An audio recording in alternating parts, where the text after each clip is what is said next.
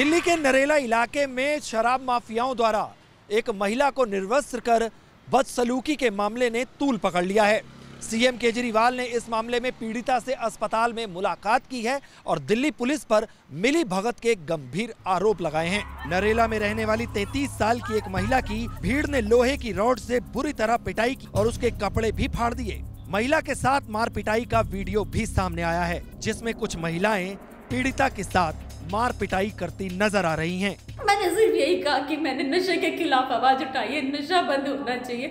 हमारी कॉलोनी में खुला नशा बिकता है, वो भी पुलिस बूथ के सामने बिकता है, कोई बोलता नहीं और मैंने बोला तो उसकी मुझे सजा दी है। हालांकि इस मामले में 6 महिलाओं को अरेस्ट किया गया है, लेकिन मुख्य आरोपियों की तलाश अभी तक जारी है। इस पूरे मामले में हैरान करने वाली बात यह है कि खुद दिल्ली पुलिस के मुताबिक इस वारदात में शामिल राकेश पर पहले से ही 21 मामले दर्ज हैं, जबकि उसकी पत्नी पर भी 9 मामले पहले से ही चल रहे हैं।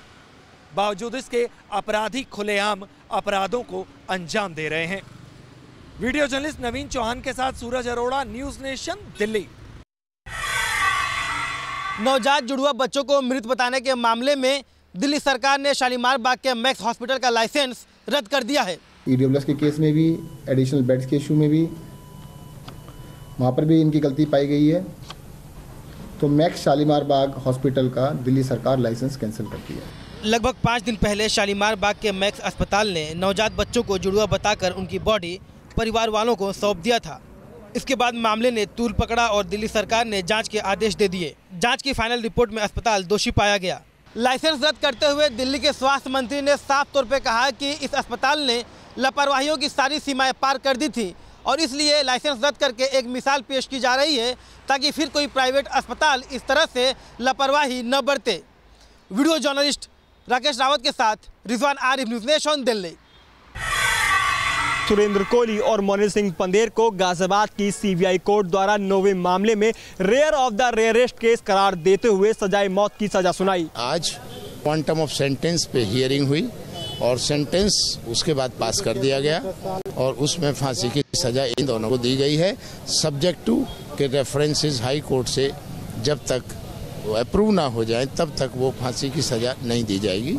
ये मामला 19 वर्षीय युवती से जुड़ा हुआ है। निठारी की D5 कोठी में खुदाई के दौरान युवती के कपड़े और चप्पल बरामद हुए।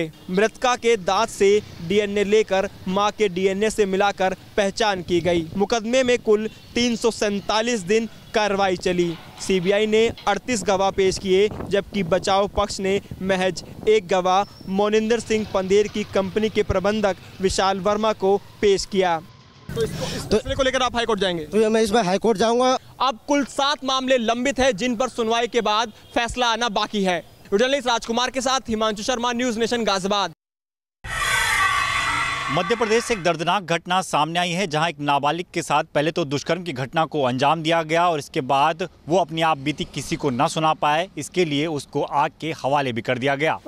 एमपी सागर जिले के भानगढ़ थाना क्षेत्र के देवल गांव में एक 15 साल की 8वीं क्लास में पढ़ने वाली नाबालिग छात्रा के साथ 2 युवकों ने दुष्कर्म की घटना को अंजाम दिया। उन दोनों ने रेप किया है, पहले रेप किया है, इसके बाद में तेल डालकर आग लगाई है, आग लगा कर निकल गए। इसके बाद में वो आग लगी हुई बाहर निकल कर सड़क पर बोली कि बचाओ बचाओ। पुलिस से मिली जानकारी के मुताबिक एक आरोपी को गिरफ्तार कर लिया गया है, जबकि एक अभी भी फरार बताया जा रहा है। वहीं पीड़ित लड़की को बुंदेलखंड के मेडिकल कॉलेज में भर्ती कराया गया है, जहां पर उसकी हालत अभी भी गंभीर बनी हुई है। नाबालिग के साथ हुई इस दुष्कर्म की घटना ने एक बार फिर मध्य प्रदेश की कानून व्यवस्था की पोल खोल कर रख दी है, लेकिन लगातार हो रहे इन मामलों के बाद ये बात भी साफ हो जाती है कि अपराधियों के बीच पुलिस का खौफ राज्य में लगातार घटता जा रहा है। वीडियो जर्नलिस्ट अजीत यादव के साथ दीपक सिंह रावत, न्यूज़ नेशन।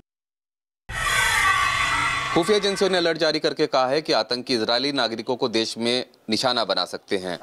खुफिया एजेंसियों ने यह अलर्ट दिल्ली, महाराष्ट्र, हिमाचल और उत्तर प्रदेश समेत उन सभी राज्यों में भेजा है जहां पर इजरायली नागरिक आते हैं। इस अलर्ट में कहा गया है कि आतंकी इजरायली नागरिकों को उनके रहने के स्थानों पर, इसके अलावा धार्मिक स्थल खबाड़ हाउस के साथ इजरायली दूतावास और वाणिज्य केंद्रों को भी निशाना बना सकते हैं। अलर्ट में इस बात के निर्देश दिए गए हैं कि इजरायली दूतावास और वाणिज्य केंद्रों में जाने वाले लोगों पर नजर रखी जाए और उनकी जानकारी भी जुटाई जाए। इजरायली धार्मिक स्थल खबाड़ हाउस और दूतावासों पर खास नजर रखी जा रही है। खुफिया एजेंसियां लगातार सूचनाएं जुटा रही हैं और इन सूचनाओं पर गृह मंत्रालय पैनी नजर बनाए है। वीडियो जर्नलिस्ट जगदीश चंद के साथ रुमानुल्लाह खान, न्यूज नेशन, दिल्ली। कच्छ, सौराष्ट्र और दक्षिण गुजरात के 89 सीटों पर कल होगा मतदान। प्रशासन ने पूरी की अपनी तैयारियां। निर्वाचन आयोग ने मतदान की सभी तैयारियां पूरी कर ली है। 14,155 स्थानों पर बने 24,689 मतदान केंद्रों में 2,12,31,652 वोटर मतदान करेंगे। 89 सीटों पर 977 उम्मीदवार मैदान में हैं। इसके अलावा दोनों चरणों में कुल मिलाकर 2,41,000 कर्मचारी चुनाव में ड्यूटी देंगे।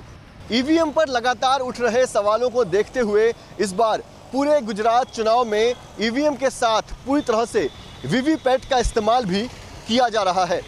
वीडियो जर्नलिस्ट इमरान सिद्दीकी के साथ पंकज मिश्रा, न्यूज़ नेशन, सूरत।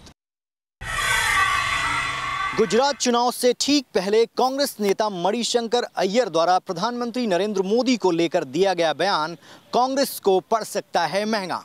डैमेज कंट्रोल में जुटी कांग्रेस पार्टी ने मणिशंकर अय्यर को माफी मांगने को कहा और साथ ही कांग्रेस पार्टी ने उन्हें प्राथमिक सदस्यता से निलंबित कर दिया। मेरे कुछ कहने से या करने से कांग्रेस को कुछ भी नुकसान पहुंचा हुआ हो तो मुझको बहुत अफसोस है। बीजेपी अय्यर के बयान को भुनाने का कोई मौका नहीं छोड़ना चाहती। पीएम मोदी ने अय्यर के बयान को गुजरात की अस्मिता से जोड़ इसे गुजरात की जनता का अपमान बताया। राजनीति में विपरीत परिस्थितियों को अवसर में तब्दील करने की कला प्रधानमंत्री नरेंद्र मोदी को बखूबी आती है और मणिशंकर अय्यर के बयान ने बीजेपी को एक ऐसा ही चुनावी मुद्दा दे दिया है। वीडियो जर्नलिस्ट अतुल के साथ रविकांत राय, न्यूज़ नेशन, दिल्ली। लालू यादव और उनके परिवार के लिए मुश्किलें बढ़ती जा रही हैं। लालू यादव की पत्नी और बेटे के नाम पर पटना में जो मॉल की ज़मीन थी उसे ईडी ने अटैच कर लिया है। पटना में 3 एकड़ के प्लॉट पर बन रहा था बिहार का सबसे बड़ा मॉल। दरअसल ये वो मॉल था जिसे लालू यादव की पत्नी और बेटे के नाम पर ली गई जमीन पर बनाया जा रहा था। 750 करोड़ की लागत से ये मॉल बन रहा था और इस जमीन की कीमत सर्किल रेट से 44 करोड़ आकी गई थी। आरोप ये था कि लालू यादव ने ये जमीन व्यवसायियों से रेलवे के होटल का ठेका देने के एवज में ली थी। लालू यादव का परिवार ऐसे भी देश की जाँच एजेंसियों के निशाने पर है। अभी तो पटना की जमीन ईडी ने अटैच की है। अगले हफ्ते पालम हाउस की जमीन पर सुनवाई होनी है, जिसको लेकर लालू यादव की बेटी और दामाद को भी ईडी ने तलब किया है। विजय सत्येंद्र के साथ रजनीश सिन्हा, न्यूज़ नेशन, पटना। सड़क निर्माण में नई तकनीक के इस्तेमाल पर 2 दिवसीय कार्यशाला का आज से लखनऊ में आगाज। केंद्रीय परिवहन मंत्री नितिन गडकरी ने कार्यशाला का किया आरंभ।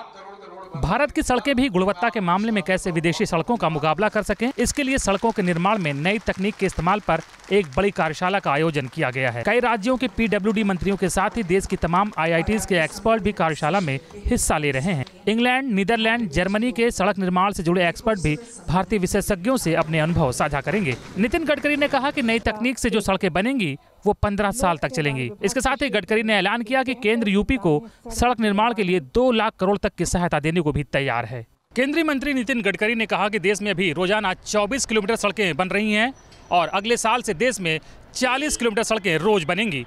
वीडियो जर्नलिस्ट समित के साथ अनिल यादव, न्यूज़ नेशन, लखनऊ। पंजाब में अकाली नेताओं ने किए नेशनल हाईवे जाम।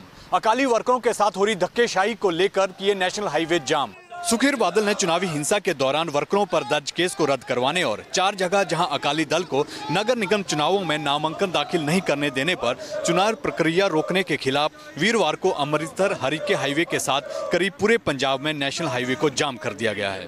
इस दौरान सुखबीर बादल, मजीठिया और तमाम बड़े नेता सड़क पर ही रजाई और कंबल लेकर बैठ गए और ये धरना प्रदर्शन कल से अभी तक जारी है। पंजाब के मुख्यमंत्री कैप्टन अमरिंदर सिंह ने नेशनल हाईवे जाम करने को लेकर कहा कि यह विरोध प्रदर्शन करने का सही तरीका नहीं है और अकालियों को इसका अंजाम भुगतना पड़ेगा। वहीं राजनीति के बीच हाईवे जाम होने से आम लोगों को आज भी मुसीबत का सामना करना पड़ा। वीडियो जर्नलिस्ट श्रवण के साथ विशाल ठाकुर, न्यूज़ नेशन, चंडीगढ़।